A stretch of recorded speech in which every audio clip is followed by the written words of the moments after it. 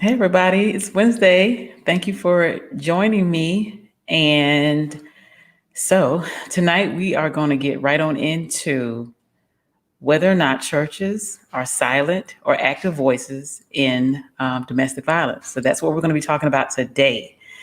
I'm glad that you joined. And pretty much what I do is just advocate, I speak. I also write. Currently, I've published some things, so I wouldn't want to say a complete author yet, but I'm almost there. But mostly about advocating for domestic violence prevention, establishing a zero tolerance for violence, and also promoting healthy and nonviolent relationships. So today, we're going to be talking about that, and we're going to talk about a few things. So as people join in, just give us a second. And if you can hear me, can I get a thumbs up so I can make sure that you can hear me pretty good, that the sound quality is good? And that will help me a great deal. I'll know whether or not I am actually, my voice is good. Do me a favor. Can you tell me in one word how you feeling tonight? Like in one word, what's your mood? And while you're doing that, I'd like for you to invite some people to join, share it, do a watch, a Facebook watch, and get people on here because most of us know somebody that goes to church if we don't necessarily go ourselves. And I just think this is a topic long overdue. So thank you for joining. Okay.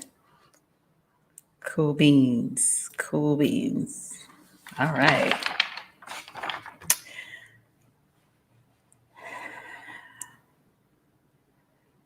Y'all telling me how y'all feel? Oh, sensational. All right. That's a good one. Sensational is a good word. That's electrifying. So good. I'm glad you're feeling sensational. Tired. You're gonna get your second win. Glad you're feeling a little bit better. Well, you will be at some point. So we're gonna cover three different topics on this, and we're going to go from there. One of them I'm going to start with is the myths. There's like a few myths about domestic violence as it relates to, I think, in some ways, a general body of churches. So we're definitely going to talk about that. And then we're going to talk about things that leadership can do to help who are actually inside of the churches themselves.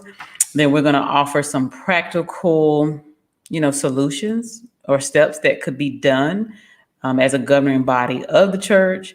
And then just a few things that I believe that pastors could do to assist and help.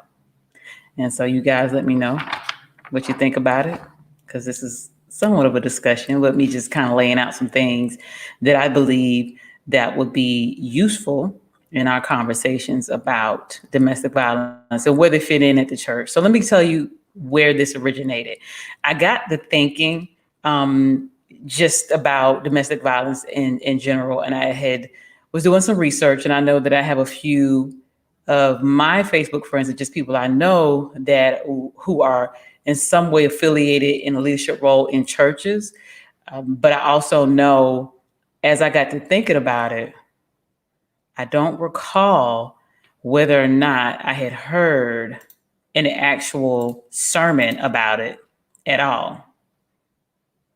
So my question is, how often does your pastor or spiritual leader speak out against domestic violence? Have you ever been on, a virtual at this point, because we've been in this COVID for a while. So you might have service that way. If you are not a regular attendee, you are a Bedside Baptist attendee. You know who those are. Or if you just grew up in the church and maybe you have attended the actual facility or the building. Can you tell me what exactly have you heard anything? Have you heard anything in particular about something as it relates to that? So I'm going to ask you about that.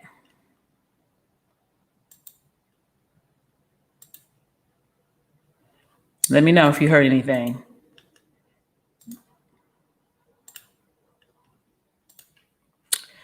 All right. So one of the myths is it doesn't happen to Christians. That's a myth. That's not something I made up. That's actually something that people believe, that domestic violence does not happen in Christian homes. With a number like 1 out of 4, I'm absolutely sure it's happening in Christian homes. The other thing is submission will solve the problem. There is quite a few people that do believe this. And I have heard of women who have gone to their pastors and they have given them specific scriptures that they have quoted specifically from the Bible. Now, it could be other religion, cultural things, Islam, Qurans, Judaism, Catholicism, those different type of things. But I'm familiar with just the Bible in and of itself, different versions of it, but most of the Bible. So that's where I'm going to reference. But if you have it in whatever it is that you practice, I'd be interested for you to share it, because I will definitely come back here and look at this at some other point and engage with you. So what scriptures from whatever doctrine or religious aspect have you heard used to justify some level of submission? And when I say justify, again, we're talking about a myth as it relates to domestic violence. So one of those is Ephesians 5:22. Wives, submit yourselves to your own husbands as you do to the Lord. I've heard that from a lot of different people. They completely negate the entire rest of that scripture. The entire piece of it. It goes up to about 26 or so, and it's saying a lot of different things, but that is the one or 28 actually. Ephesians 5:22 through 28. And I only ever hear that one as the way to get people to submit, specifically women. So let me know if you all have heard also those same things, because I sure have. Yeah, it does take 50-50. Well, some people will say 100-100. Some people say you can't even give half, but that's argumentative. We'll see. Another myth is it's the woman's fault. So if in the body of Christ, this is again a myth that if there is some level of domestic violence, it's the woman's fault. We have heard things like myself stories. I've heard things like, are you making sure you please your husband and, having sex? Or I've had a woman say that she was told to lose 30 pounds, and then her husband would, actually be happier. And when that didn't work, the counselor and the woman stated that the next week that her husband actually broke her jaw.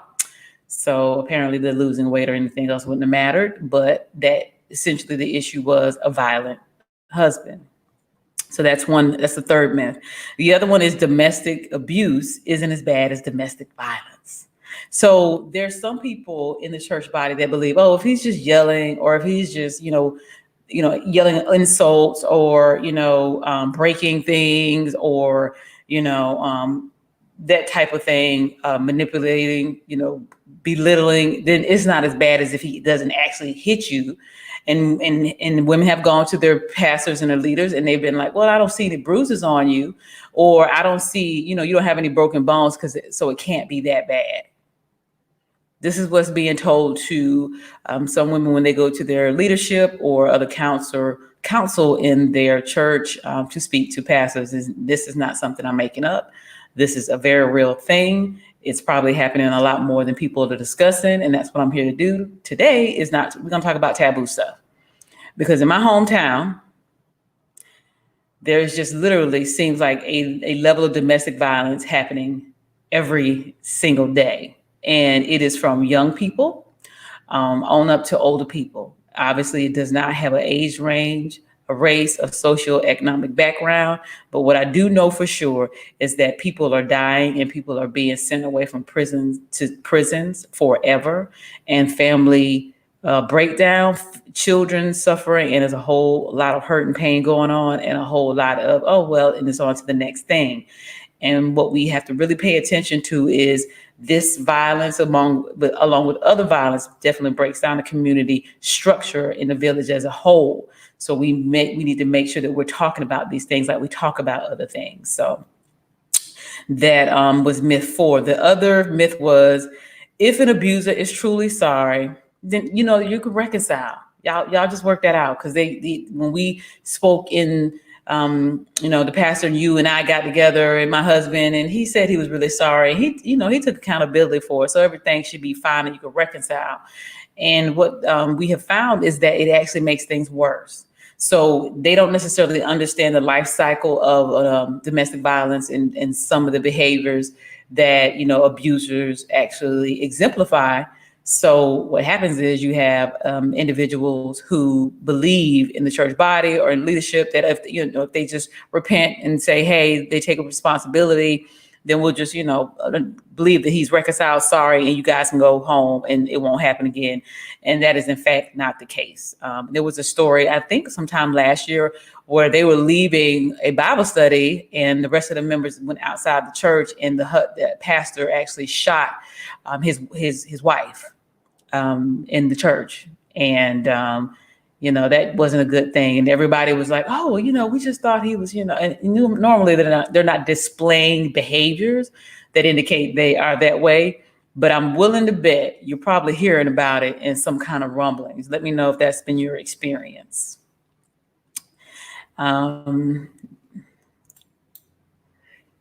Let's see here. So I guess y'all don't necessarily have or maybe y'all just not going to church. Maybe that's what it is. Maybe y'all can't answer that question because you're not going to church. That's cool.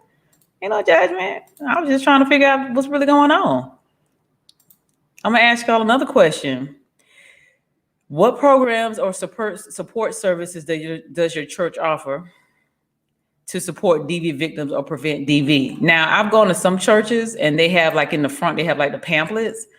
And I think some of them have it on there, but is there an actual program to go along with the pamphlet that sits in front of the church? Does the little welcoming committee say to you, hey, we have this information if you ever need it? Has anybody ever been to a facility and that is in fact actually the case? I'd like to know. Please let me know if that is going on in your church. I can tell you, and not that I can recall at any of the churches I went to, that was actually the case. So I'd be interested to know if that in fact was your experience. Do they have support programs? Is it available to the members? When you get tired, I've said this before. Listen, there's only 4 outcomes: life, death, prison, or freedom. That's it.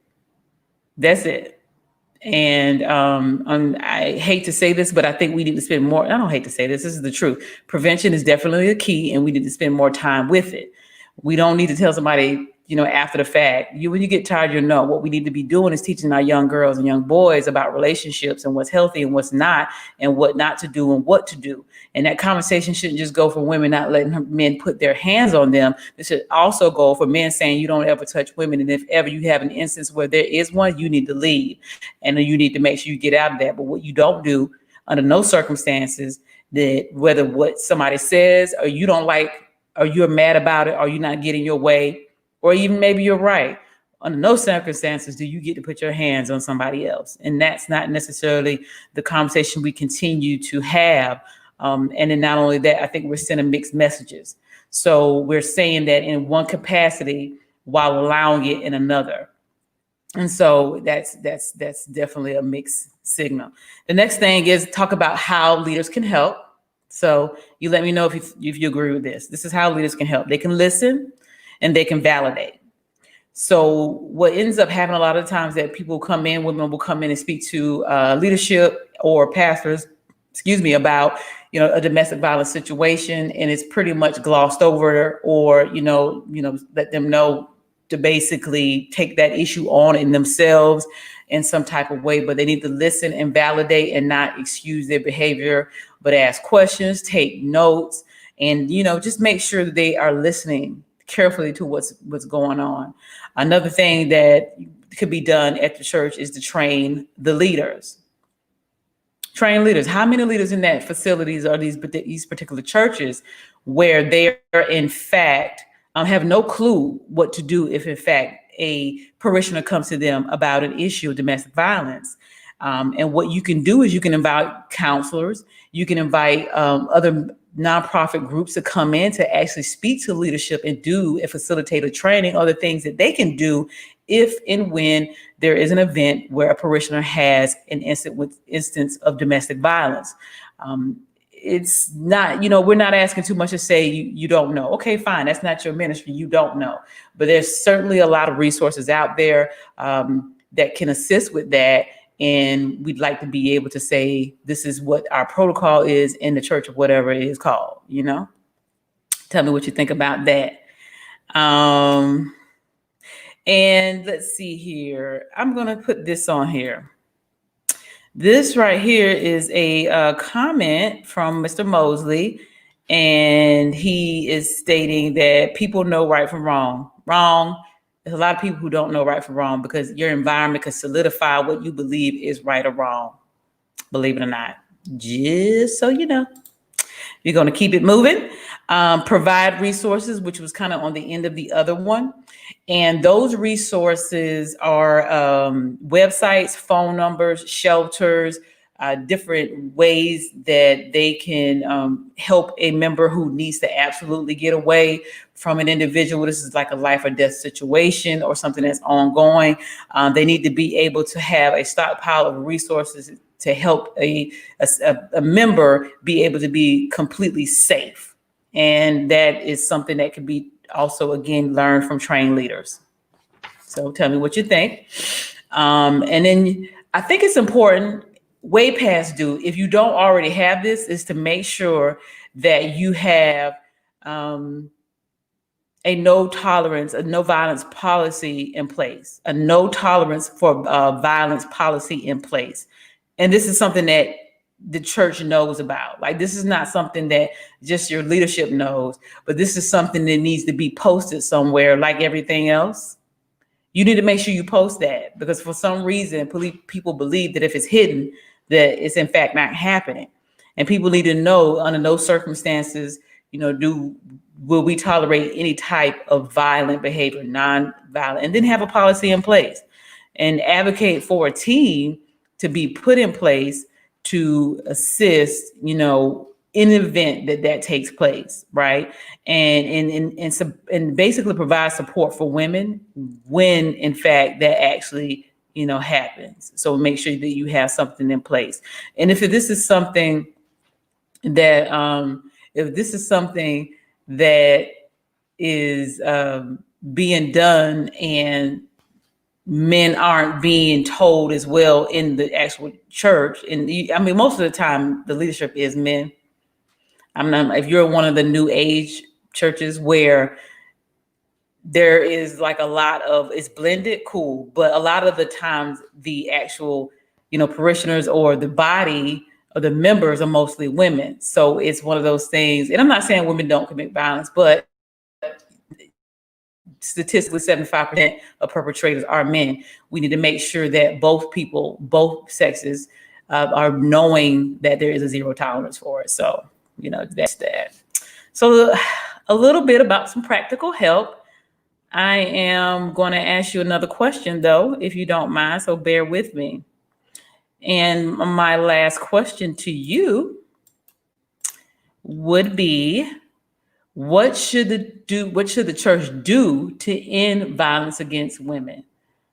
What role do you believe the church has, or what could they do that's not being done right now from your understanding? What could they do? What could they do to help with that? So let me know your thoughts on that. I'm going to actually post this question so you can answer it, and we'll talk about it. And I'll come back to this and just see what people's thoughts are about it, because maybe you don't know. Maybe you're somewhere at a facility or a church and you're like, I don't really even thought about that. Maybe if you come back here, you'll actually see where somebody has actually placed something that may be helpful. And so maybe you can, implement it at your church. So I'm going to post that for you to read. That is the question. What should the church do to end violence against women. Because currently I think that there is an idea that they don't have any responsibility. And I'm going to tell you what comparison I have. If children go to school and we expect teachers to teach children manners and all other things that really should be taught at home, and yet the teachers have to do these things prior to getting the class under control, if that needs to take place, to be able to educate and teach a lesson. And while there's a piece of their work that I'm sure they know they have to structure a classroom and redirect and reinforce, but they also have to educate. That's the main function, is to educate. Well, if the church is to, I guess, preach the gospel and give guidelines to the word, and also give some idea of, how we should be living, then why wouldn't we want to include that in the communication? Because it's just one of those things where everything else is taught. I heard about fornication to the cows is coming home. I know drinking, doing drugs, hanging out, lying, and all these other things, laziness, not having faith. But why can't you teach about not being violent? And specifically violence against women, domestic violence, right? So that's my thoughts on that. And so then the practical help, just some of a few things for practical help. Let's see what we got here. Cadero says accountability, definitely accountability. Let's see here. Thornton says counsel and maybe provide a temporary place of residence to get the abused person out of the house. Very good. And that is going to go to my next thing about practical help. One of the main reasons that women stay in relationships is because of financial things. So maybe you have someone in your church who owns properties that may be able to assist them with a place to stay. This is just within your own congregation, right? Because that could be one. Maybe someplace for the children to stay if they can't necessarily get into a shelter, because sometimes they can't. Let's see, coaches and counselors. I think we were talking about that. Counselors and coaches to help the staff. So help the staff create something that will help them, if in the event that they actually have a parishioner that comes to them, and then maybe help them with a plan of action if this, when they come to you, whatever the issue may be. Youth pastors that can help children deal with the emotional aspect of it, because 9 times out of 10, if this is going on in the home, then it's affecting the children. So not only do you have your counselors and people educating and trying to work with the adults, then you have youth pastors and maybe youth advocates within the church that can assist the young people from that perspective. Elders willing to confront maybe the person that has caused the harm, to be able to, not necessarily, judge or condemn, but we definitely need to make them accountable and hold them accountable for their actions and let them know that that's not wrong. They need to know that there's people that care about them and understand that there's a breakdown somewhere emotionally. However, that can't be something that violence cannot be on that family. It could be a list of different things that's going on that's causing someone to be extremely angry or needs to get some help. But maybe the elders can say, go to see a therapist or go do these type of things. That might be possible.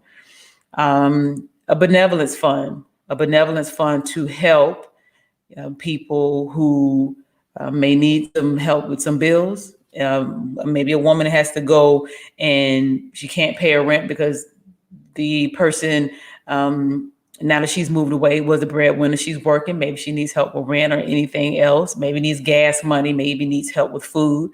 So these things would all be pretty helpful.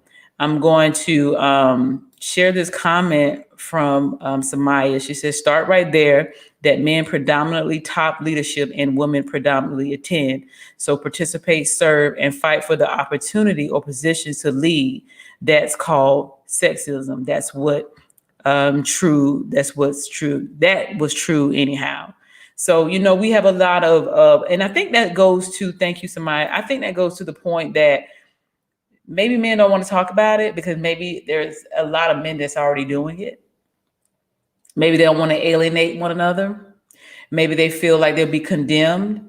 And I think it needs to be one of those things where just because you may be doing it doesn't mean you can't talk about it. And here's a good thing though. If you're feeling convicted or if you feel like, oh, ouch, you got a gut check from that, I would say that's a good thing. And the reason why I say it's a good thing is at least you got a conscience. Maybe start there. Maybe step down. Maybe get someone else to come in and maybe you work through that. And the best thing I think we can do is not hide away the stuff that we deal with, that we actually talk about it, because this is where the healing and the real reality comes from. There's a lot more people dealing with things going on in their life than they're letting on. And the reason why we can't really get to the root of things is because we have this heightened sense of perfectionism, as if we don't fall short. We know we do. We say all the time, I know I'm not perfect. Well, we got to give the tools. I can tell you, I've done broadcasts and interviews for a while.